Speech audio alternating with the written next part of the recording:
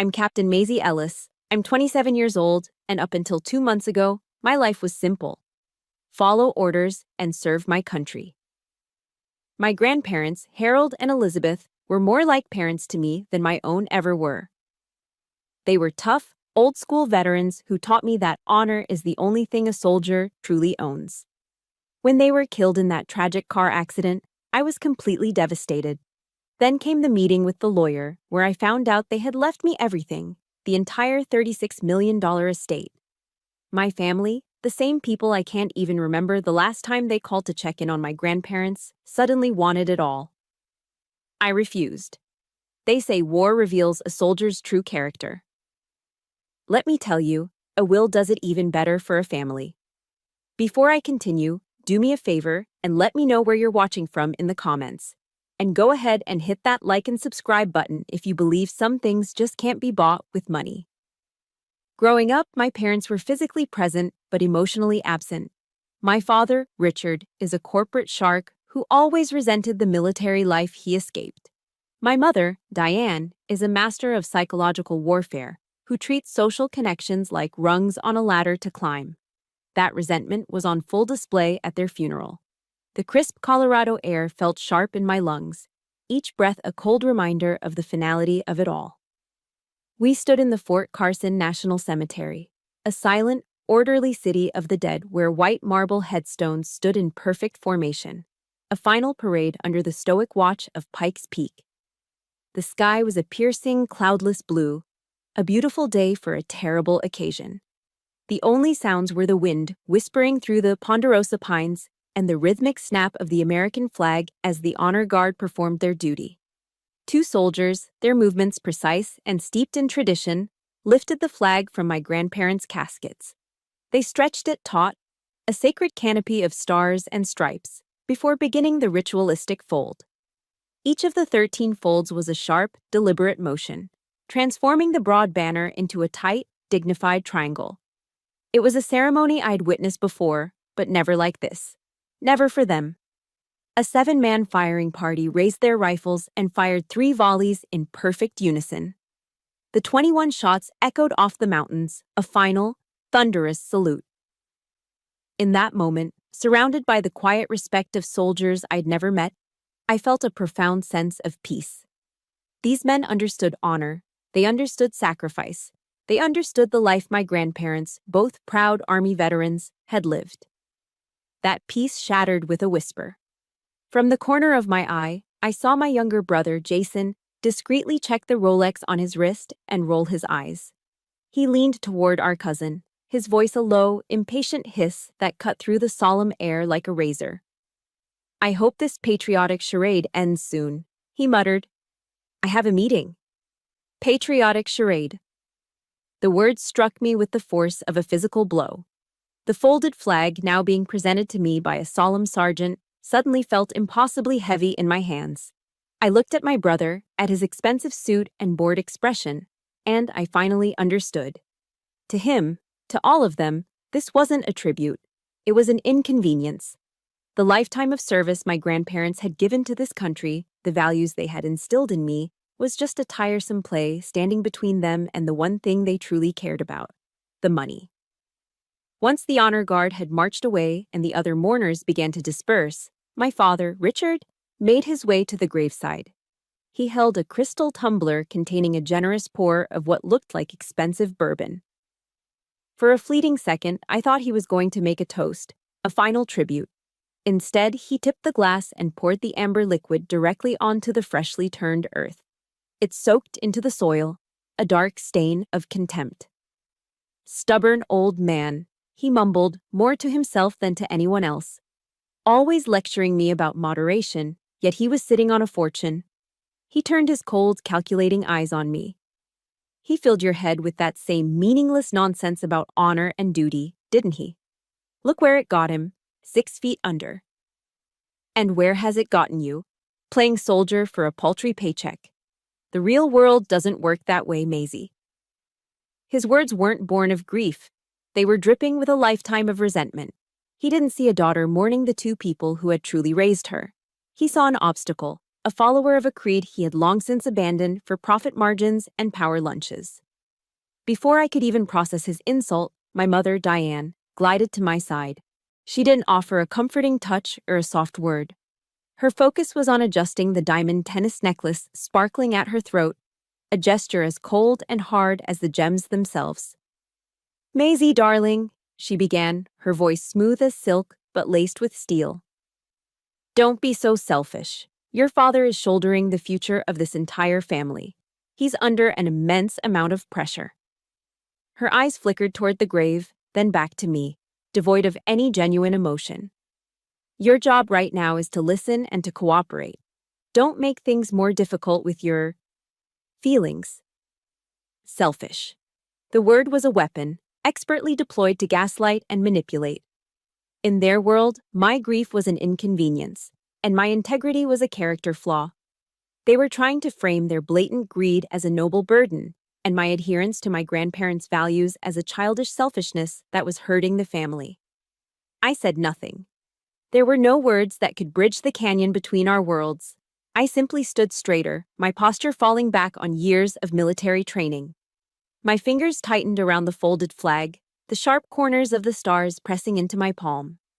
I could feel the wool, still warm from the soldiers' hands.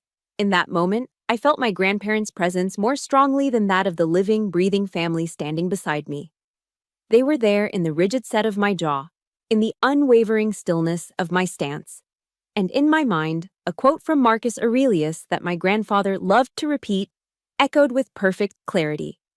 "The best revenge is to be unlike him who performed the injury." I wouldn't scream. I wouldn't cry or curse them out here on this hallowed ground. I would not become like them.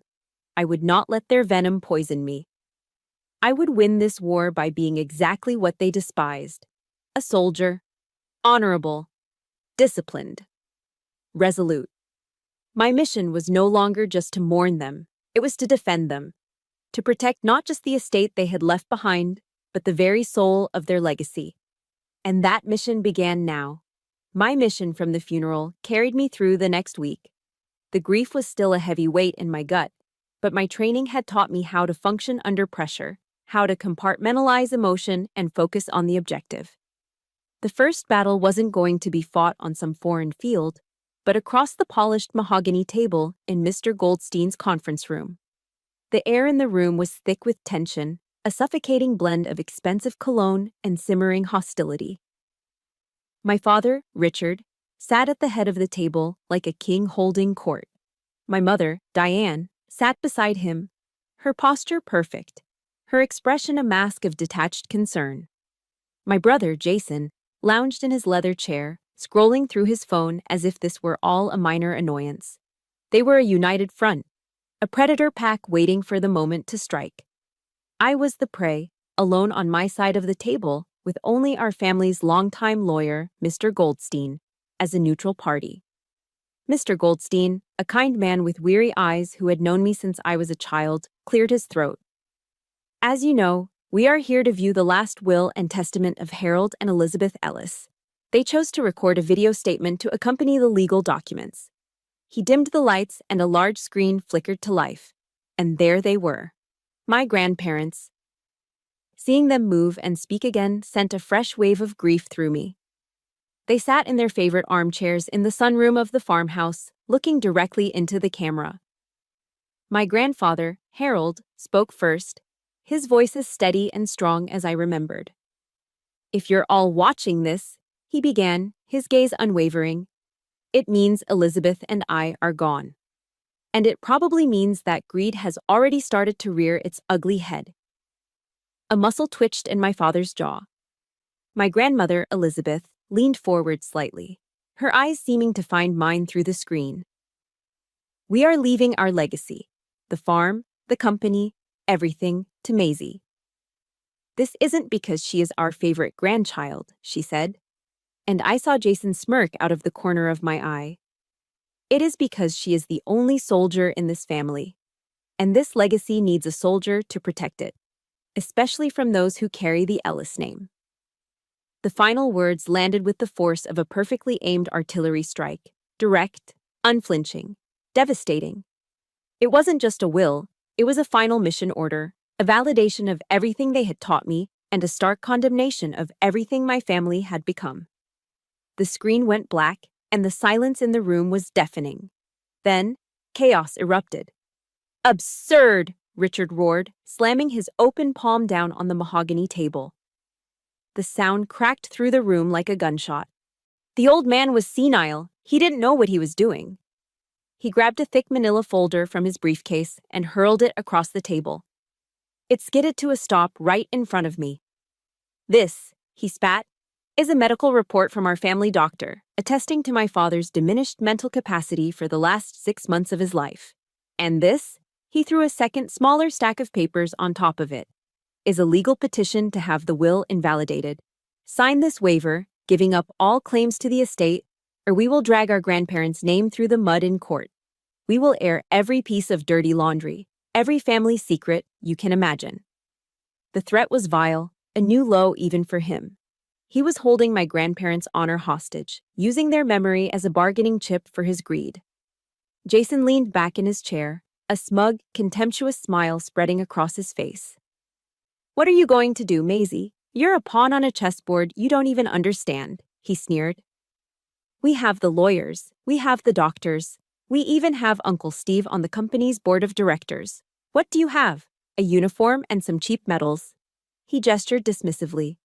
"Take the allowance Dad is offering you and go back to your base. It's where you belong." His words were designed to cripple me, to make me feel small and powerless, an outsider in my own family. I looked from my father's furious face to my mother's icy composure, to my brother's arrogant smirk. They weren't just trying to take my inheritance. They were trying to erase me.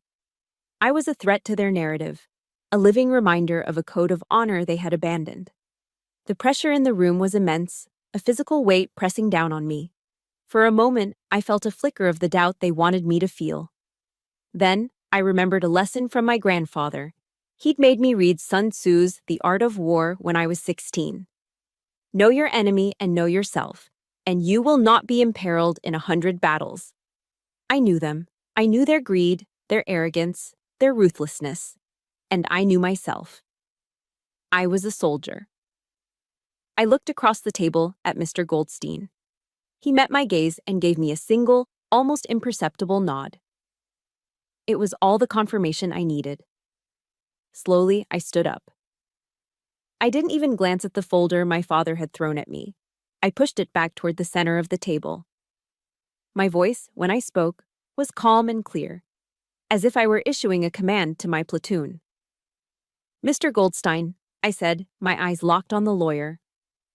"Begin the countersuit proceedings immediately. The charges are conspiracy to commit fraud and defamation of the deceased." Then I turned my gaze on my family, addressing each of them in turn. "You have declared war," I said, my voice dropping to a low, steady tone. "So, you'd better be ready for a fight." I reached out, picked up the single sheet of paper on top, the waiver, and, with slow, deliberate movements, tore it in half. I let the 2 pieces flutter down onto the polished table.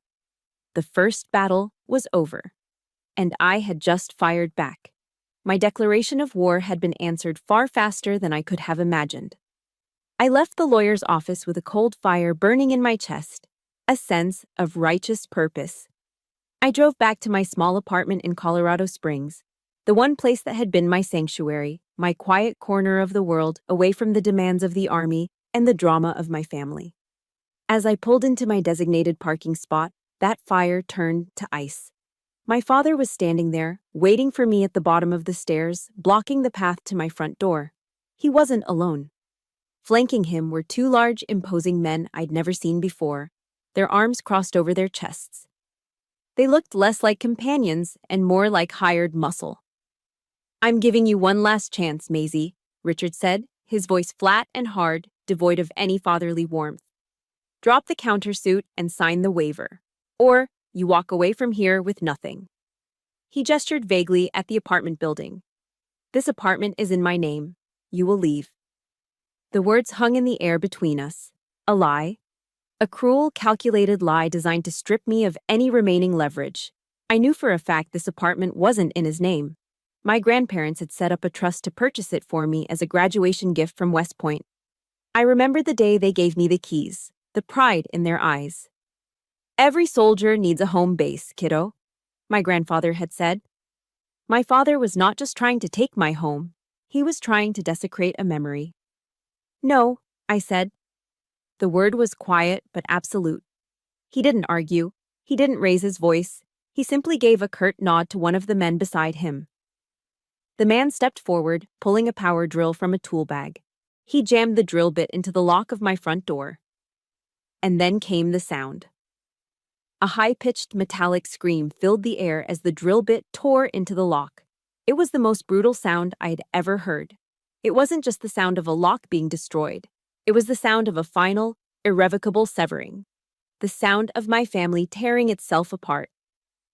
As if the scene wasn't humiliating enough, my brother Jason emerged from the shadows of the walkway.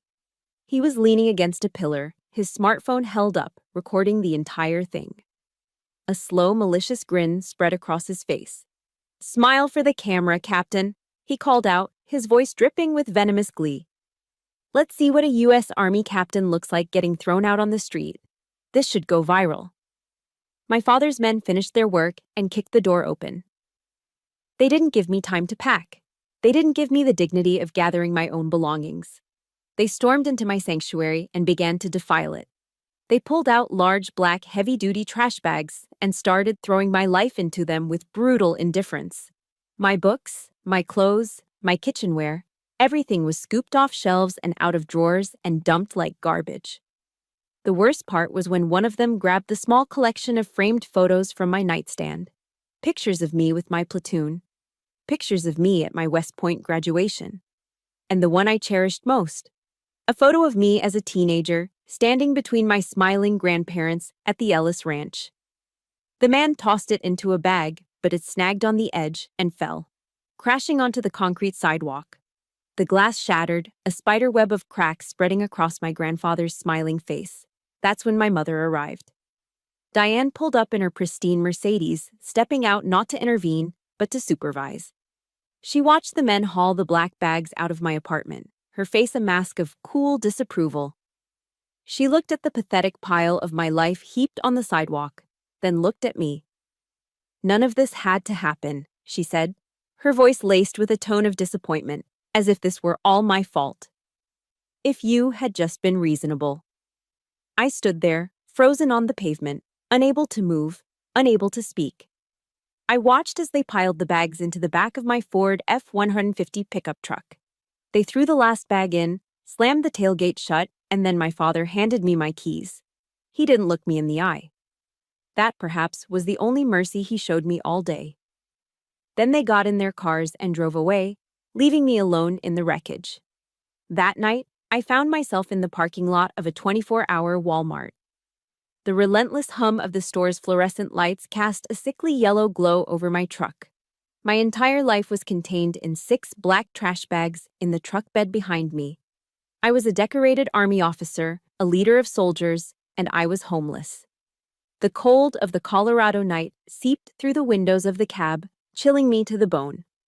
Despair was a heavy blanket, threatening to suffocate me.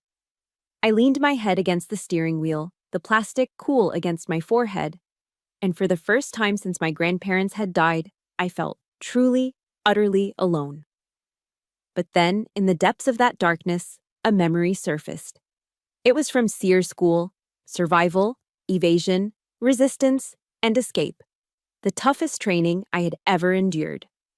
I remembered a grizzled instructor, a man who had seen real combat, real captivity, telling us, "When the enemy takes everything from you, your gear, your dignity, your hope, they leave you with your most powerful weapon, your will." My will. I lifted my head and stared at my own reflection in the dark windshield. My eyes were hollow, but a tiny spark ignited within them. They had pushed me out. They had humiliated me. They thought they had broken me. They were wrong. A soldier adapts to the battlefield. And this parking lot, this cold truck, this was just a new battlefield. I gripped the steering wheel, my knuckles turning white.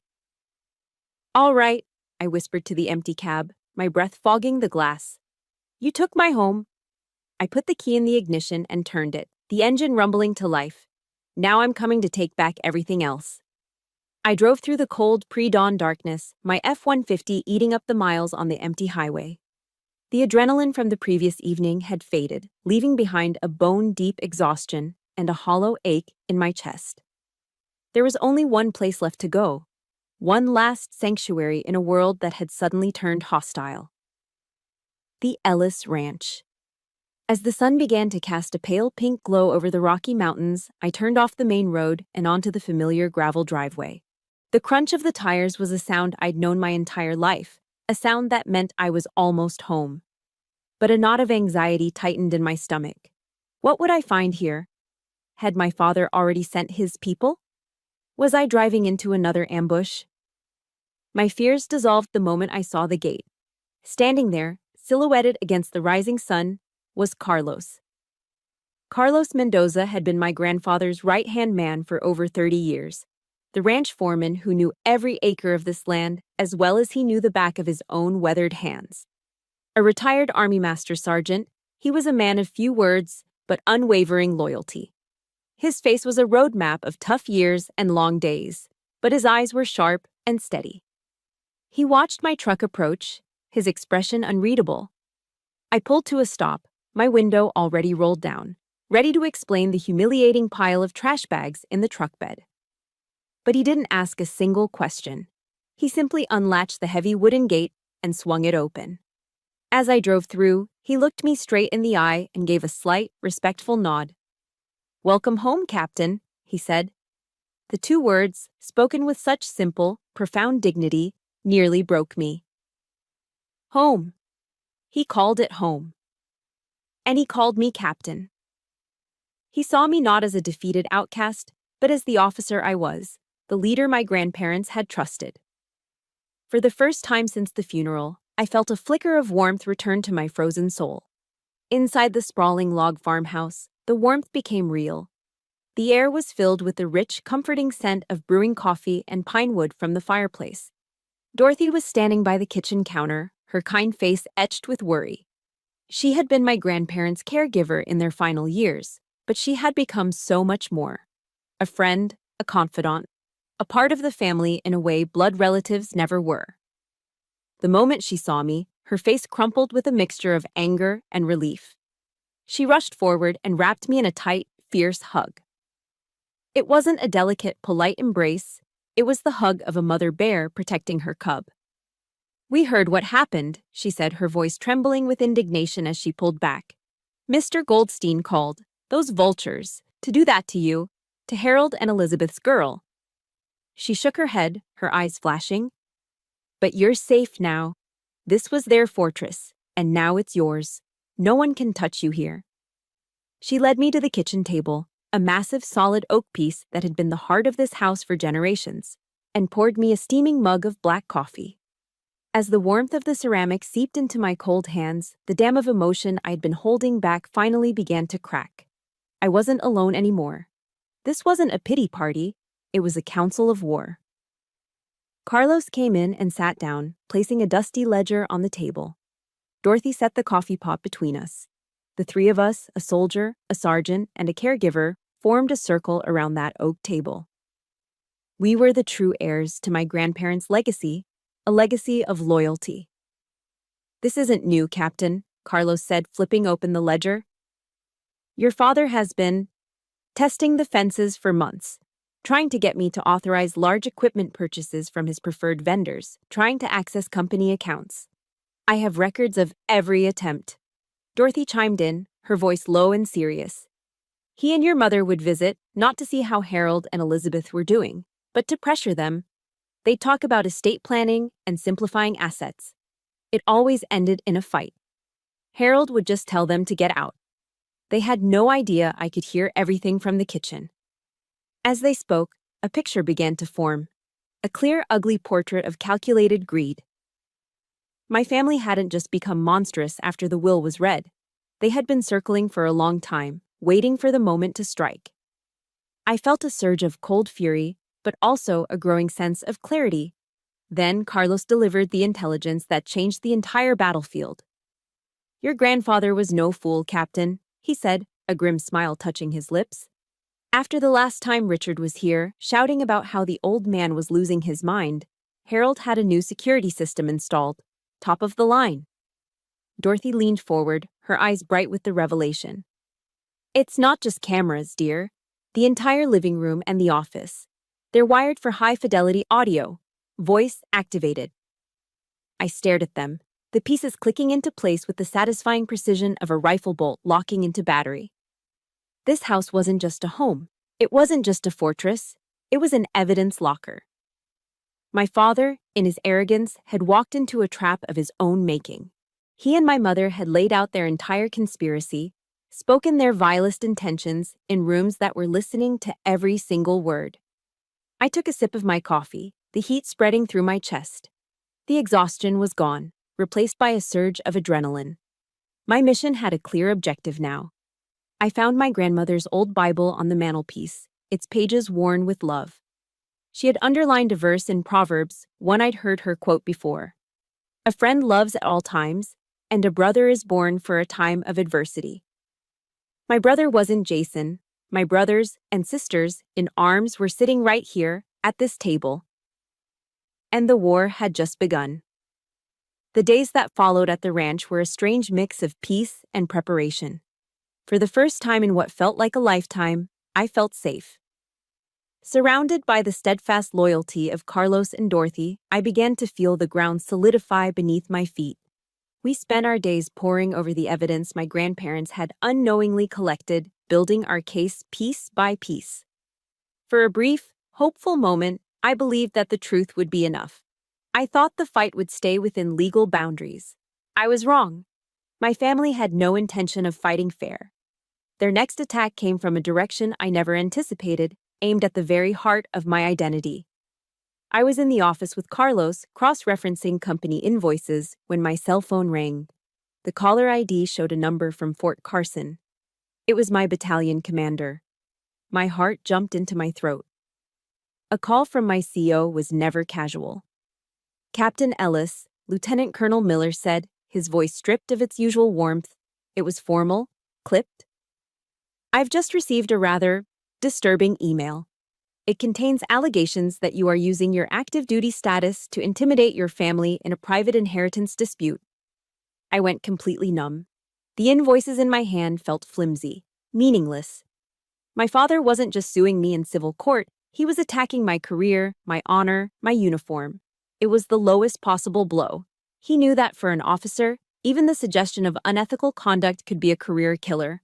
A formal investigation, a black mark on my record, it could derail everything I had worked for.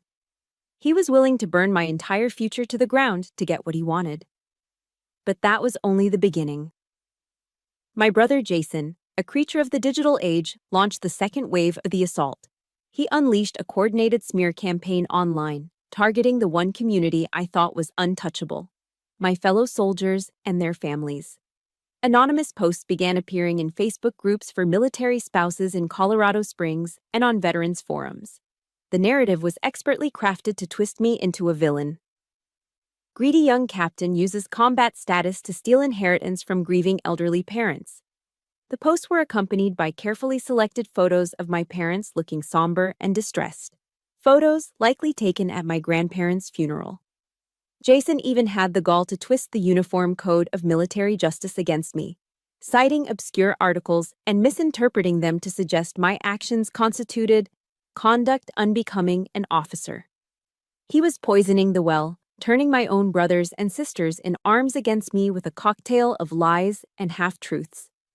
My safe haven was being infiltrated. The third and most painful blow came in person. My Aunt Pam and Uncle Steve drove out to the ranch one afternoon. While my aunt launched into a tirade about how I was tearing the family apart, it was my uncle's words that truly wounded me. I'd always thought Uncle Steve, my father's younger brother, was different. Quieter, more reasonable. "Maisie," he said, avoiding my eyes, shifting his weight from foot to foot. "You're making things difficult for everyone. Your father is a very influential man in the business community here. This fight you're picking with him, It has ripple effects. It impacts all of us. He finally looked at me, his eyes pleading. You need to think about the bigger picture. For the good of the family. The bigger picture. For the good of the family. His cowardice, dressed up as pragmatic advice, hurt more than my father's outright cruelty. He wasn't asking me to do what was right. He was asking me to surrender to a bully because it was easier for him.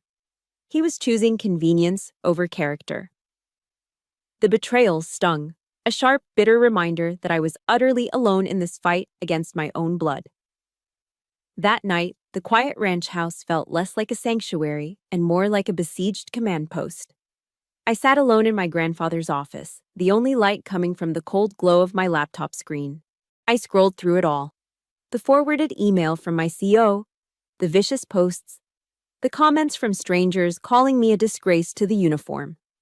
I saw a picture of myself in my dress blues, a picture I'd once been proud of, now plastered next to accusations of greed and dishonor. The initial shock had worn off. The deep, personal hurt had begun to cool, hardening into something else. Something cold, sharp, and dangerous. They had crossed a line from which there was no return. This was no longer about money. It was about my name, my honor, my entire life. They had weaponized my service against me. In my grandfather's desk, I found his old copy of Napoleon Hill's Think and Grow Rich. I wasn't interested in the money, but I remembered a chapter he'd marked about the power of a mastermind alliance. He knew you couldn't win a war alone. You needed a team you could trust. I picked up the phone and dialed my lawyer. Mr. Goldstein, I said, my voice steady, devoid of the emotion that had been churning inside me all day. It's Maisie Ellis. I've seen the posts, Captain, he said, his voice grim. I'm so sorry. Don't be, I replied, my eyes fixed on the screen. They've just given us what we needed. I took a deep breath. The defensive strategy is over. We're going on the offensive. I want you to start compiling everything, every audio file, every invoice, every video. We're not just going to win this case anymore. We're going to expose all of it. My phone call with Mr. Goldstein was the turning point. The cold fury from the smear campaign had burned away the last remnants of doubt and grief, leaving behind a hard, crystalline clarity. I hung up the phone, not as a victim, but as a commander. The defensive phase of this operation was over. The next morning, I transformed the heart of the farmhouse into the nerve center of our counteroffensive. The massive oak kitchen table became our war room. I pinned a large topographical map of the Ellis Ranch lands to one wall and a sprawling diagram of the company's business relationships to another. This was no longer just a house, it was a command post, and I was finally assembling my troops. My mastermind alliance, as my grandfather's book called it, was small but formidable. Mr. Goldstein drove out from Colorado Springs, his briefcase filled with legal strategy. He was our legal officer, in charge of the official front. Carlos, with his intimate knowledge of the ranch's operations and finances, became my intelligence officer. Dorothy, with her sharp memory and detailed timelines of my family's visits, was our historian, our keeper of the facts. Each of us was an expert in our own field, united by a fierce loyalty to my grandparents and a shared desire for justice. Our first order of business was to review the intel my grandfather had inadvertently gathered.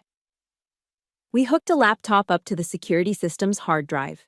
For hours, we sat in stunned silence, listening to the audio files and watching the video clips. The truth was far uglier than I had imagined.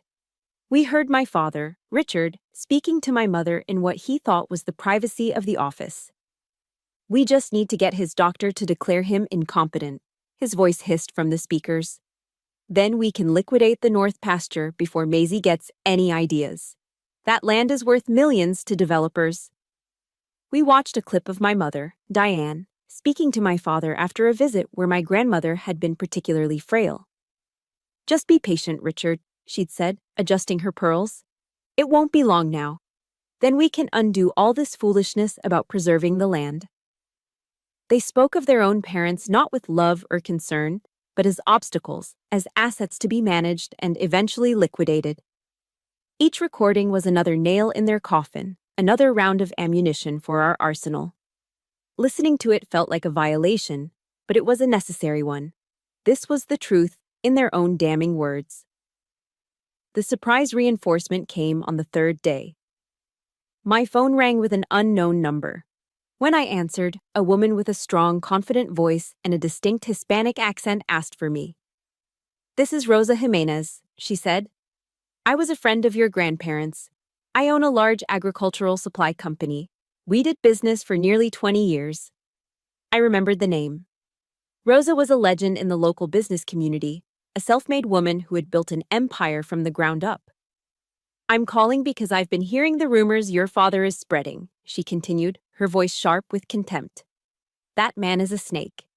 I need you to know that years ago, he tried to pressure your grandfather into breaking my supply contract and giving it to a friend of his, at a higher price and for inferior product. Harold refused. He told your father he'd rather burn the business to the ground than betray a friend. I have the emails from your father to prove it. I will stand with you, Captain Ellis, whatever you need." Her call was a gust of fresh air, a powerful validation that my fight was just.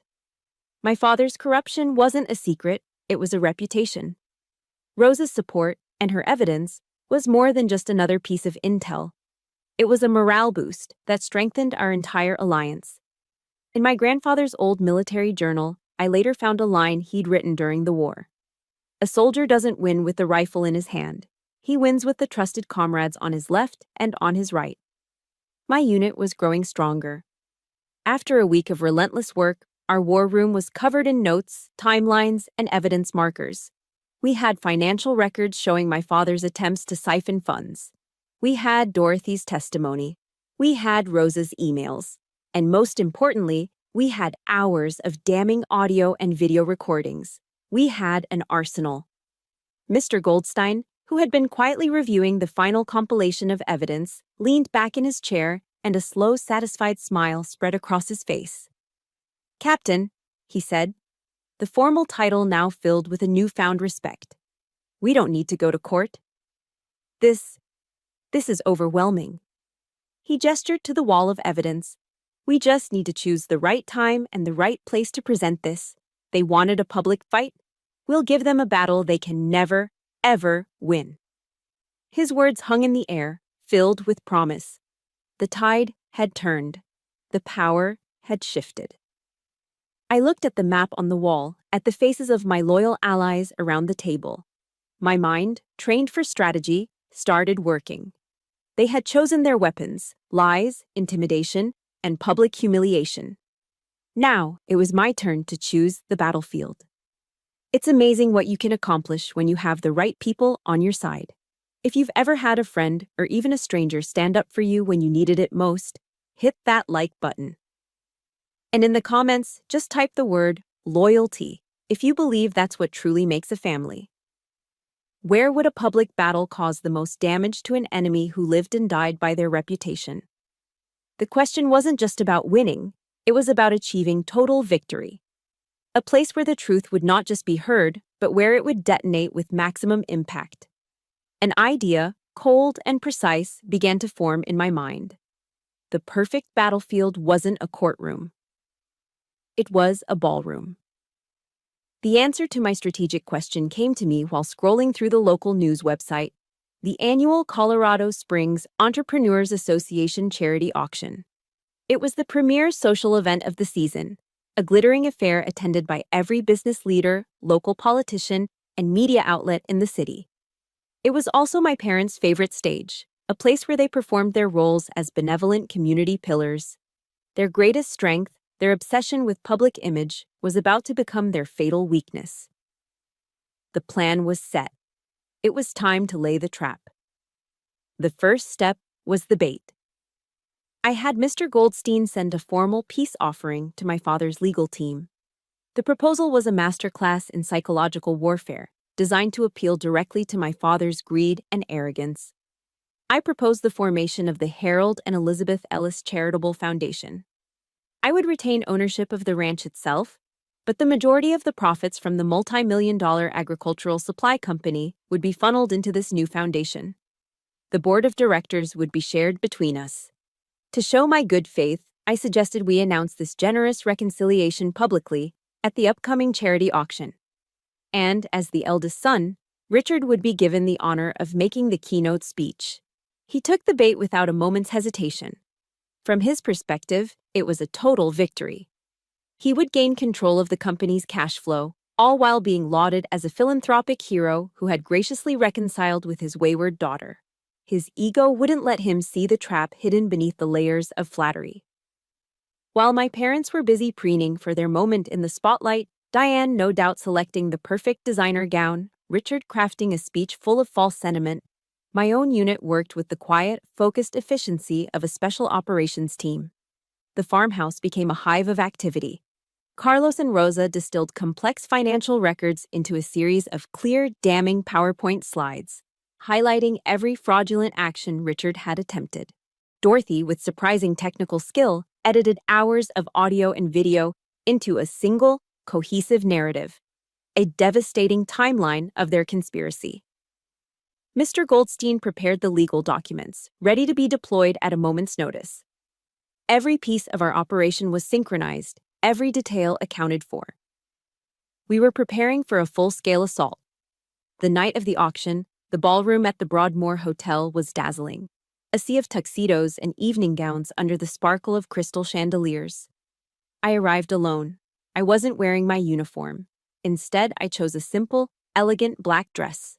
My goal was not to be seen, but to observe.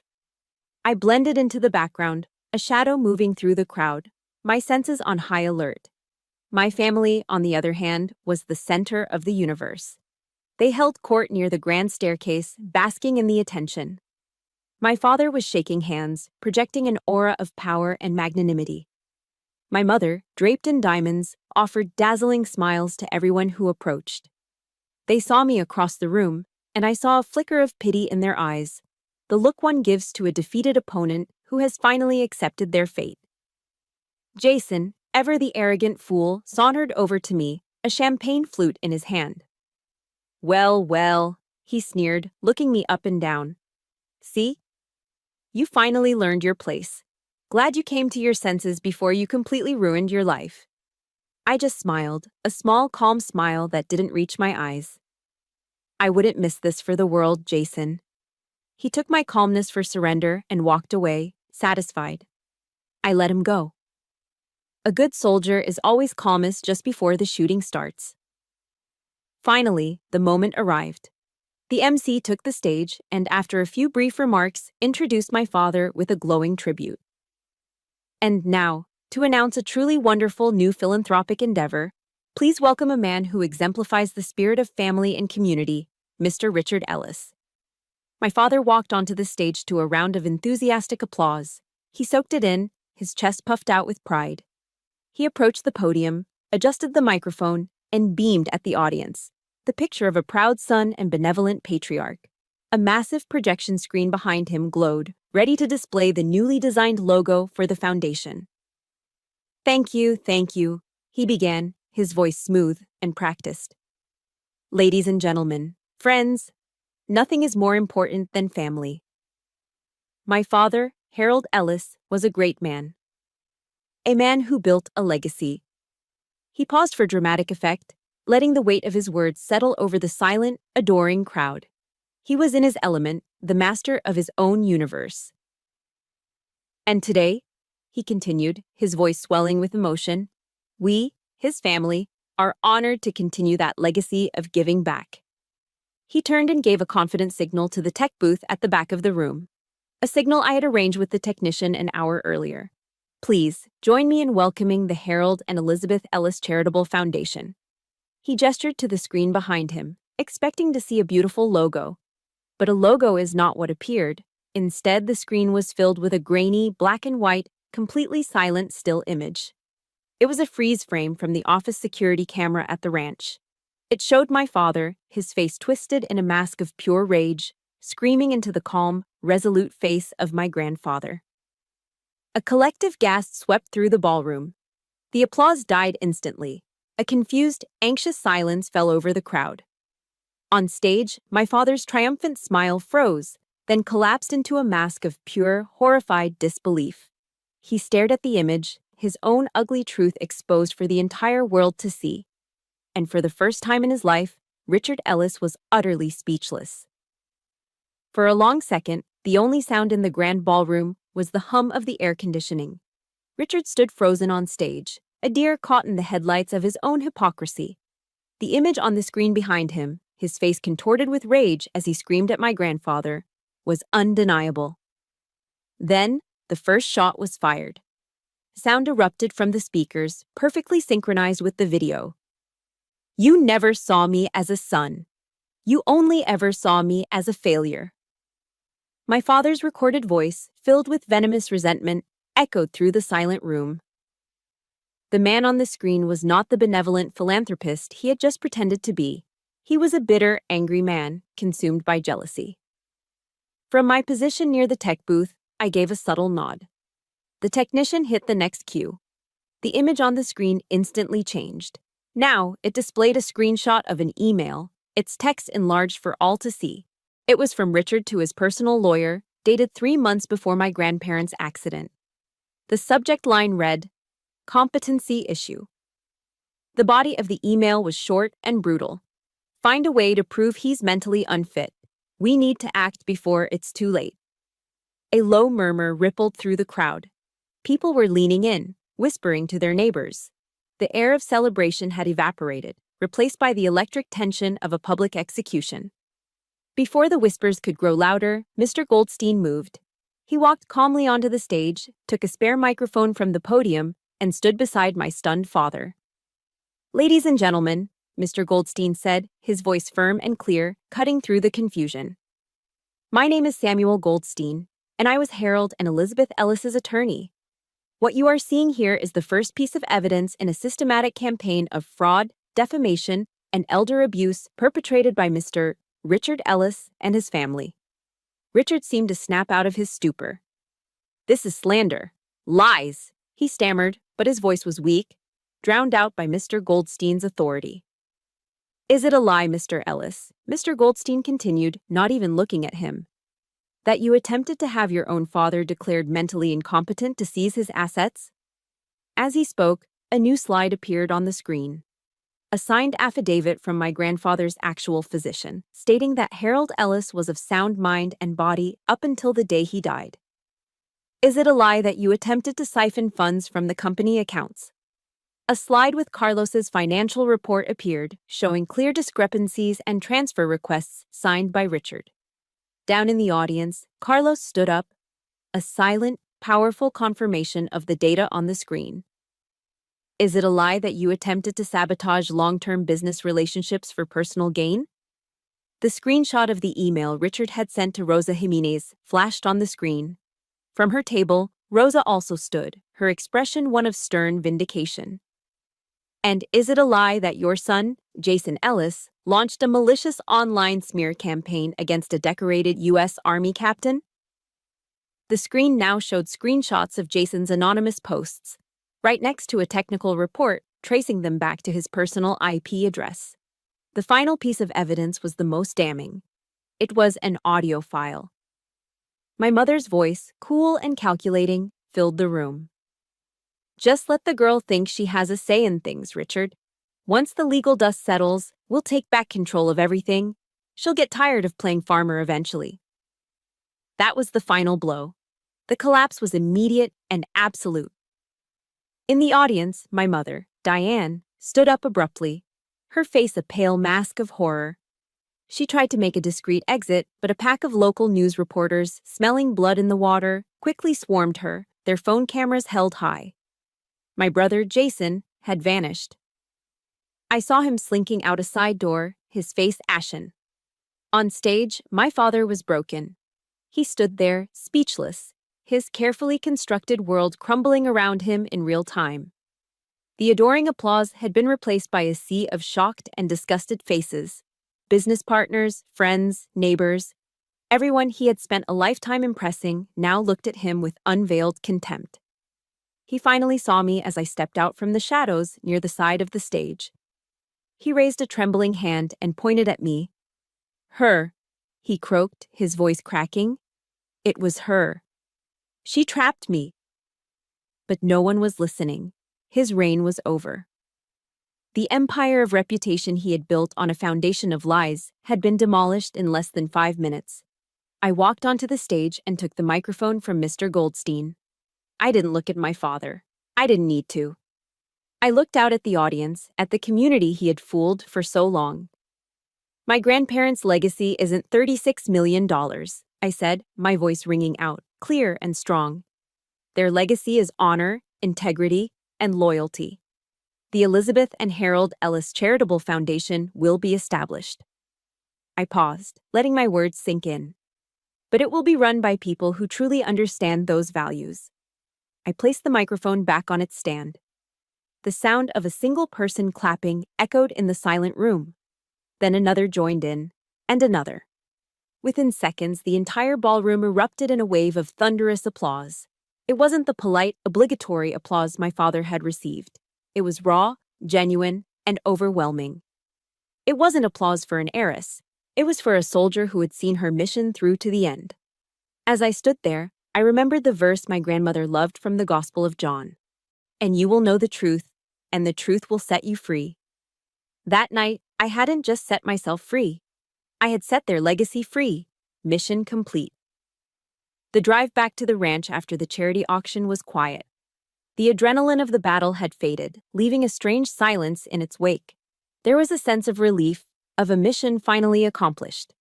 But it wasn't the triumphant celebration I might have expected. It was something heavier, more complex. The fallout was immediate and catastrophic for my family. The next morning, the story was everywhere.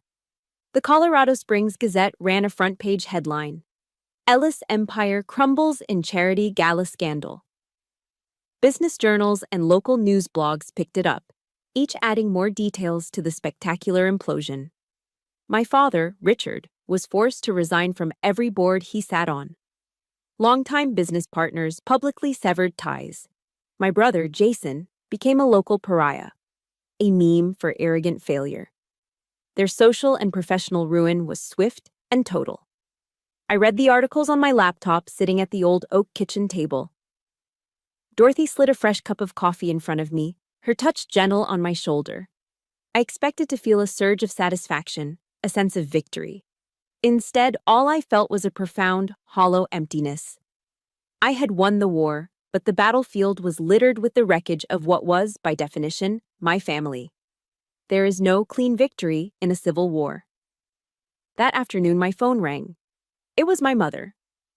I let it ring for a moment, steeling myself, then answered. The voice on the other end was almost unrecognizable. Gone was the cool, manipulative strategist. In her place was a weeping, hysterical woman. Maisie, how could you? She sobbed. You've destroyed this family. Your father. He won't even come out of his room. How could you do this to us? We're your family.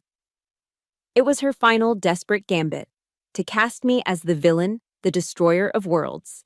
The old me, the daughter who had spent a lifetime craving her approval, would have buckled under the weight of that guilt. But the woman who had survived the last few weeks was different. I took a slow, steadying breath. I didn't do this, Mom, I said, my voice calm but unyielding. I just turned on the lights. All of this. This is the result of your choices, of Dad's choices. I paused, and in that silence, I felt a final cord snap.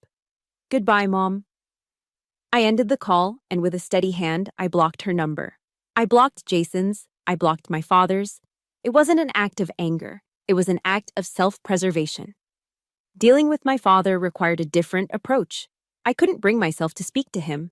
A phone call would devolve into a shouting match, and a face-to-face meeting felt impossible. So I decided to write a letter. I sat in my grandfather's office with his pen in my hand, and the words came not from a place of rage, but from a place of deep, weary disappointment. Dad, I wrote, I think I've spent my whole life waiting for you to see me, to be proud of the person I became. I finally realized I was looking for something you were never capable of giving. I forgive you, not because you deserve it, but because I deserve peace. I sealed the envelope and asked Mr. Goldstein to have it delivered. As it left my hands, I felt a physical weight lift from my shoulders. a burden I hadn't even realized I'd been carrying for 27 years. The final step was to formalize the separation. I met with Mr. Goldstein again, and we drew up a clear protocol. From now on, there would be a wall. All communication from my parents or brother had to go through his office. No more surprise visits, no more manipulative phone calls, no more hateful emails. It was a legal line in the sand, a border crossing they were no longer authorized to pass. Dorothy had given me a book by a psychologist named Brené Brown. That evening, I sat reading it on the porch, and a sentence seemed to jump off the page. Clear is kind, unclear is unkind. For years, the boundaries in my family had been a murky, toxic swamp. Now, for the first time, they were crystal clear. And in that clarity, there was kindness to myself. That night, after everyone else had gone to bed, I sat on the front porch of the farmhouse, wrapped in one of my grandmother's old quilts. The vast Colorado sky was a canopy of brilliant, glittering stars, more than you could ever see in the city. The air was cold and clean. The only sound was the distant call of a coyote. I had lost a family.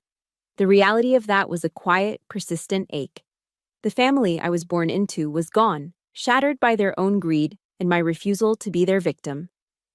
But as I sat there, under the silent watch of the mountains, I realized what I had gained. I had found my voice. I had found my strength. I had found a new family, one forged in loyalty and respect, not just blood. I had lost the family I was given, but in doing so, I had finally, truly, found myself. And for the first time, that felt like enough. 6 months passed. The Colorado winter thawed, giving way to the vibrant, tenacious green of spring. The aftermath of the charity auction had faded from the headlines, but its effects were permanent. My old family had fractured, scattered by the consequences of their own actions. But in that void, something new, something stronger, had begun to grow. I didn't just inherit a business, I began the slow, demanding process of becoming its successor. With the sharp business acumen of Rosa and the steady, grounded wisdom of Carlos as my guides, we restructured everything. I didn't command from a leather chair in a high-rise office. My office was the sprawling acres of the ranch. My hands, once trained to handle a rifle, were now learning the controls of a John Deere tractor. The calluses on my palms a testament to a different kind of hard work. I learned the rhythm of the seasons, the smell of the earth after a rain, the language of the livestock. It was a life of substance, of dirt and diesel and honest labor. It was my grandparents' life. One of the first decisions I made was a difficult one. I submitted my papers and, after a decorated career, was honorably discharged from the U.S. Army. The uniform had been my identity for so long, but I came to understand what my grandparents had always known. Service could take many forms. My new mission was here, on this land. The first harvest of that mission came in the form of the Ellis Leadership Scholarship Foundation. Using the now healthy profits from the company, we established a fund to help the children of veterans pursue degrees in agriculture and business management. It was the perfect fusion of my grandparents' two worlds, the battlefield and the farm field. I stood before the first class of recipients on a sunny afternoon, right in the main yard of the ranch. There were a dozen of them, young men and women with bright, hopeful faces, their lives touched by the same code of service that had shaped mine. My grandparents believed something with all their hearts, I told them, my voice carrying on the warm breeze. They believed that true leadership isn't taught in a boardroom, it's forged in the field, whether that's a battlefield overseas or a hayfield right here. It's built on integrity, on showing up, and on doing the hard work that needs to be done. I looked at their faces, seeing the legacy not behind me, but in front of me. This foundation, this land, this company, it's not mine to keep. It's ours to grow. Welcome to the team. My life found a new rhythm, marked not by deployments and drills, but by planting seasons and community. While my old family was defined by what it lacked, empathy, loyalty, love, my new family was defined by what it shared. That new family was on full display one perfect Sunday afternoon in late summer. We were having a barbecue in the yard behind the farmhouse, the kind my grandmother used to love. The air smelled of hickory smoke from the grill and freshly cut grass. Mr. Goldstein was there with his wife, laughing as their kids chased a frisbee across the lawn. Carlos was manning the grill, arguing good-naturedly with Rosa about the right way to season a steak. Dorothy was sitting on the porch swing, surrounded by some of the scholarship students, telling them stories about my grandfather. The ranch hands and their families were there, their children's laughter mingling with the sizzle of the burgers. I stood back for a moment, just watching them all. This was my unit now, my alliance. A family built not on the obligation of blood, but on the free choice of respect, loyalty, and love. There was more warmth and genuine connection in that single, noisy afternoon than I had ever felt in a lifetime of holidays with my parents. While cleaning up later, I found a small yellowed note my grandmother had tucked inside her favorite cookbook. It was a quote from Eleanor Roosevelt. "The future belongs to those who believe in the beauty of their dreams." The story ends, as it so often began, in the quiet hours before dawn. The old soldier's habit of waking before the sun never left me. I stepped out onto the front porch, a steaming mug of black coffee warming my hands. I watched as the first blush of pink touched the granite face of Pikes Peak, chasing the shadows from the valleys. For months, this view had been my battlefield, a territory to be defended, a landscape of conflict and pain. But this morning, it was different. The fight was over. The silence was no longer tense, it was peaceful. As the sun crested the horizon, flooding the world with clean, golden light, I didn't see a battlefield anymore. I saw a future. I took a deep breath of the cold, clean air, letting it fill my lungs. This dawn, this peace, this life, I had fought for it. It was a dawn of my own making. Mission accomplished. My story had its own battlefield. But I know many of you have fought your own quiet wars in your own ways. The most important lesson I learned wasn't about inheritance or revenge. It was that you get to define your own legacy and choose the family that stands with you. If this story resonated with you, or maybe gave you a little bit of strength for your own journey, that means everything. Help more people find stories like this by hitting the like button and become a part of this amazing community by subscribing.